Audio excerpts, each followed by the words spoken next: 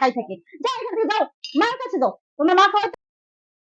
আজকে mother's day, আজকে আমার একটা সেলফি তুলে ফেসবুকে দিতেই হবে, না হলে ফলোয়ার্স হবে না। ওঠো, ওঠো, মা একটা সেলফি করতে হবে। হ্যাঁ, আজকে হচ্ছে মাদার্স ডে, আজকে ফেসবুকে সেলফি দিয়ে উইশ করতে হবে।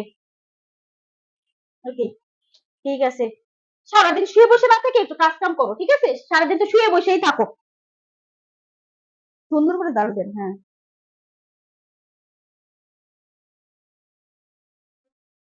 নাও খেয়ে নাও, খেয়ে নাও মা, তাড়াতাড়ি করে খেয়ে নাও। হ্যাঁ, এই মেয়েটা সারাক্ষণ আমার রুমের ভিতরে এসে বসে থাকে। আমার মেয়েটাকে যখনই খাওয়াতে হবে তখনই শুধু খাওয়ার দিকে তাকাই থাকে। যাও এখান থেকে যাও, মার কাছে যাও, তোমার মা খাওয়াতে পারে না। ভাবি আপনি তো অনেক খারাপ, আপনি সবসময় আমার মেয়েটার সাথে এরকমই করেন, আপনি নিজের মার সাথে এমন করেন, এগুলো ঠিক না। এই যা, যা, আপনি আমার কাছে সারাক্ষণ বসে থাকবে। আমার ছেলে মেয়েকে আমি আদর করতে পারি না, খাওয়াতে পারি না, শুধু তাকাই থাকে, শুধু তাকাই থাকে। তুই তোর মেয়েকে যত্ন করতে পারিস না?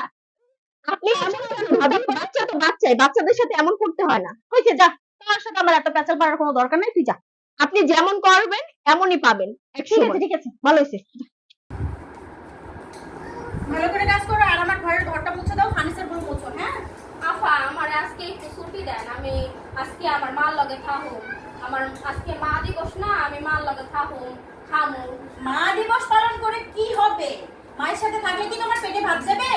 মায়ের ভালোবাসা কমাও, তোমরা গরিবরা শুধু মায়ের ভালোবাসাটাই দেখো। কাজ করো যেটা তোমার কাজে দিও, ঠিক আছে? আফা আপনি আপনার মারেও ভালোবাসেন না, আপনি অন্যের ভালোবাসাও দেখতে পারেন না। আফা আপনার চাকরি আমি আর করবো না। তোমার স্পর্ধা এত বড়, তুমি আমার মুখে মুখে কথা বলতেছো। যাও, চাকরি না করলে নাই। তারপরে যখন চাকরি পাবে না, কাজ কাম পাবে না, তখন আমার কাছে আবার আসবে। যাও। হেই মম, চলো একটা সেলফি তুলি, আজকে মাদার্স ডে, ফেসবুকে আপলোড দিব। বাবা আমাকে তো উইশ করো না।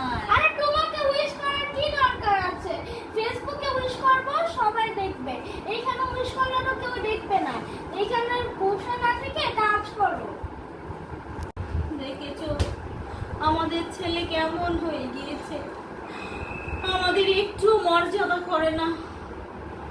আমি যা করেছি আমার কর্মের ফল আমি এখন পাচ্ছি। কেন, কি হয়েছিল আমাকে খুলে বলো সব।